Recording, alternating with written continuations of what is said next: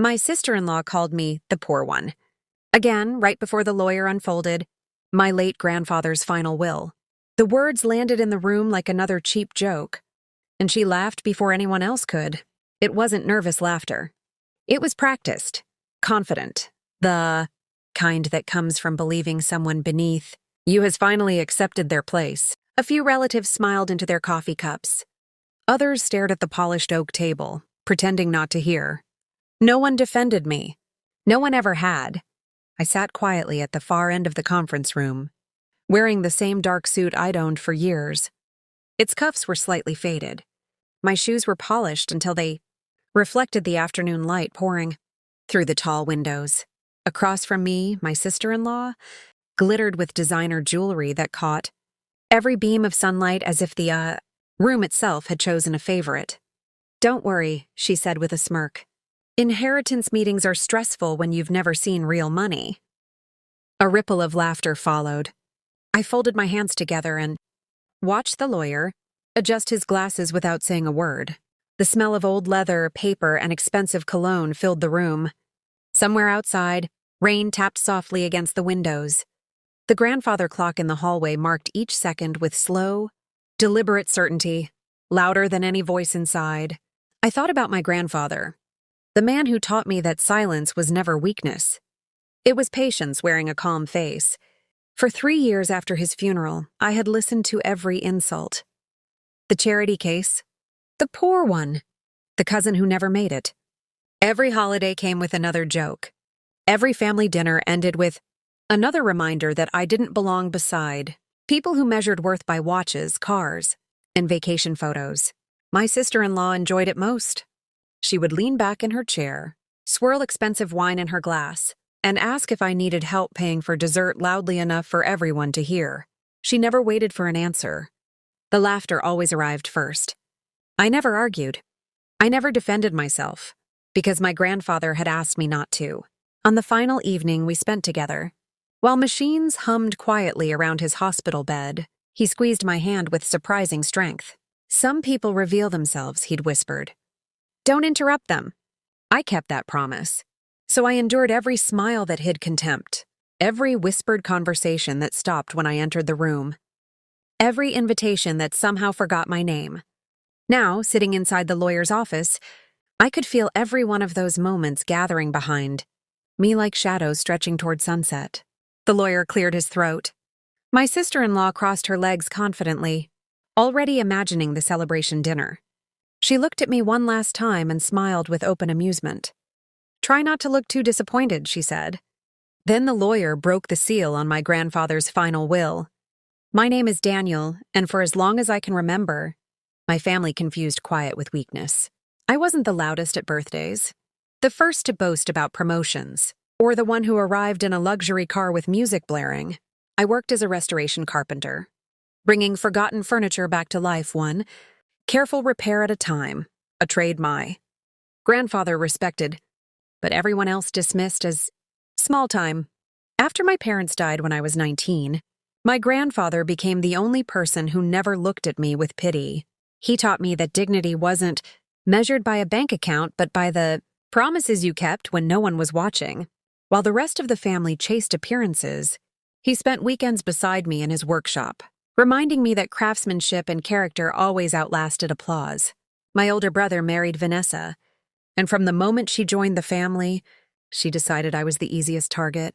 She judged people the way others judged paintings, with a quick glance at the frame instead of the work inside. If my truck was old, I must be struggling. If my suit wasn't tailored, I must be unsuccessful. Every holiday became another performance where she played the witty socialite and I was expected to smile through the jokes. The hardest part wasn't her cruelty. It was how naturally everyone accepted it. My brother would chuckle and tell me not to be so sensitive. My aunts changed the subject. My cousins avoided eye contact. Their silence gave her permission to continue, and each insult became a family tradition disguised as humor. They never asked why I lived simply. They never wondered why I turned down expensive vacations or flashy investments.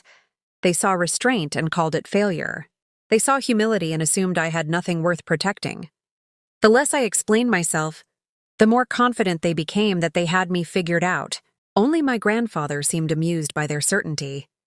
Whenever he caught me absorbing another insult without responding, he'd give me the faintest smile, as if he were watching a story unfold that no one else in the room could see. Looking back, I realize he wasn't testing my patience. He was waiting to see who everyone truly became when they believed there would never be consequences. The weeks after my grandfather's funeral settled into an uncomfortable routine, one built on smiles that never reached the eyes. Every family gathering felt carefully choreographed, and somehow I always ended up at the edge of the room, close enough to be noticed but far enough to be forgotten. Vanessa had perfected the art of quiet humiliation. She never raised her voice or threw open insults across the table. Instead, she leaned in just enough for nearby relatives to hear. "Daniel likes simple things," she'd say while admiring someone's new luxury watch. "It's fortunate, really. Expectations can be expensive." A few people would chuckle into their glasses. Others exchanged quick glances before looking away, pretending they hadn't heard.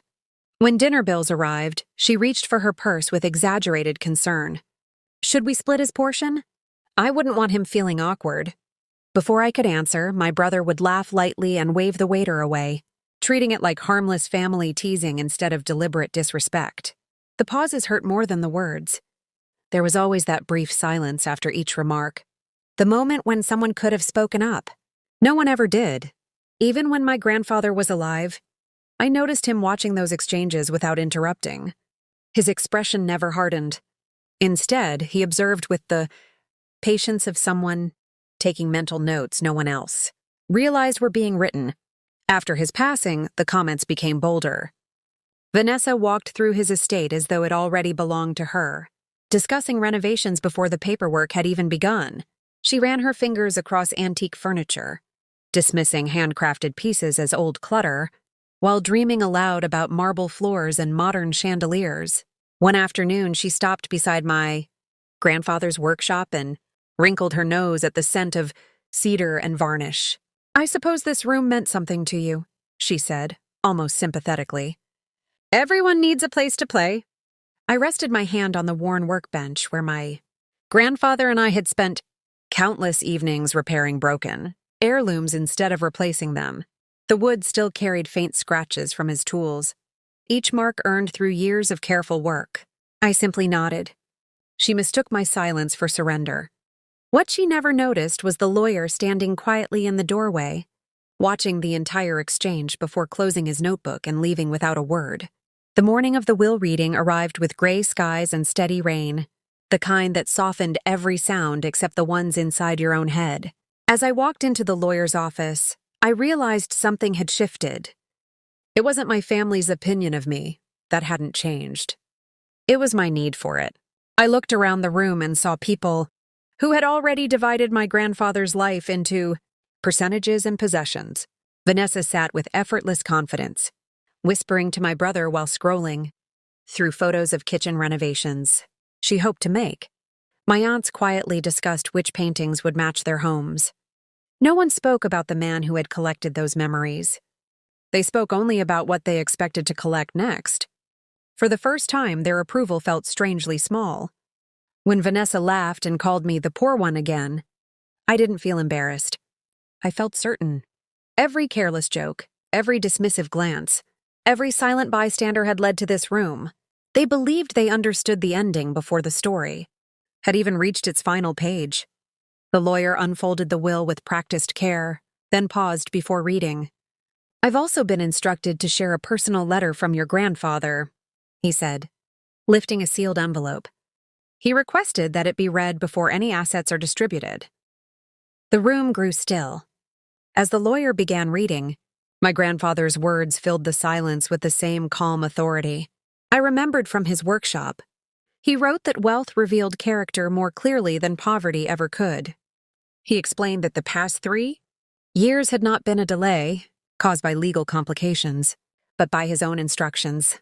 He had wanted time to show who valued family and who valued only inheritance. I felt every eye in the room shift, not toward the lawyer, but toward one another. No accusations had been made. No names had been singled out. yet everyone suddenly remembered their own words. I lowered my gaze to the polished table and quietly exhaled. I didn't need to defend myself anymore. My grandfather had done something far wiser. He had allowed the truth to introduce itself. The lawyer set my grandfather's letter aside and opened a second folder, thicker than the first. His expression remained professional, but there was a quiet respect in the way he handled the documents. It was obvious he had spent months preparing for this moment. My grandfather hadn't relied on emotion. He had relied on precision. Over the previous 3 years, every part of his estate had been transferred into a carefully structured family trust, under the guidance of his attorney and financial advisors. Every appraisal, signature, and legal requirement had been completed long before anyone entered that conference room. There was nothing to challenge because nothing had been left unfinished. I remembered the last conversation I had with him in his workshop. People think justice is loud, he'd told me while sanding the edge of an old walnut cabinet. Real justice is paperwork completed before anyone realizes it matters. At the time, I thought he was talking about business. Now I understood. The lawyer explained that my grandfather had appointed me as the sole trustee, not because I was his favorite, but because I had spent years helping him catalog family records, maintain his properties, and document every restoration in his collection. I already understood the estate better than anyone else in the room. The appointment wasn't a reward. It was a responsibility. As trustee, I wasn't free to hand out favors or settle personal scores. Every distribution had to follow the trust exactly as written. Every decision would be documented, reviewed, and legally accountable. My authority came with limits, and those limits protected the estate from both greed and emotion. Vanessa finally stopped smiling. For the first time since she'd entered the room, she realized that confidence meant very little against preparation. She had spent years trying to win conversations. My grandfather had spent years preparing documents that didn't argue, didn't react, and didn't forget. Silence, backed by careful planning, had become the strongest voice in the room. The lawyer continued reading, and the room slowly changed. No dramatic accusations. No raised voices. No scene that anyone could retell as a family scandal. Just a series of quiet truths placed carefully onto the table, one document at a time. The first surprise was the workshop. My grandfather had not considered it old clutter. He had arranged for it to become a protected space for future craftsmen, with funding dedicated to teaching young people the same skills he had passed on to me. The furniture collection Vanessa wanted to sell was not assigned to the highest bidder or the loudest relative. Each piece had been donated or preserved according to his wishes. Then came the part everyone had been waiting for, the financial inheritance. My grandfather had provided for everyone, but not in the way they expected. The relatives who had supported him, visited him, and cared about his life received meaningful gifts. Those who only appeared when there was something to gain received something much smaller. Not punishment, a reflection. Vanessa sat motionless, her fingers no longer tapping impatiently against the table. My brother avoided looking at her. The confidence she carried when she walked in had disappeared quietly, like a light being switched off. Then the lawyer handed me a final envelope. Inside was a handwritten note from my grandfather. "I knew they would underestimate you," it read. "I hoped you would never need this moment. But if you do, remember, the greatest victory is not making people feel small. It is no longer needing them to see your worth." I folded the letter carefully and placed it back in the envelope. Across the table, Vanessa finally looked at me. For once, there was no joke waiting on her lips. I didn't smile. I didn't celebrate. I simply met her eyes and nodded. The person she had spent years looking down on was now the person trusted to protect everything she thought she deserved.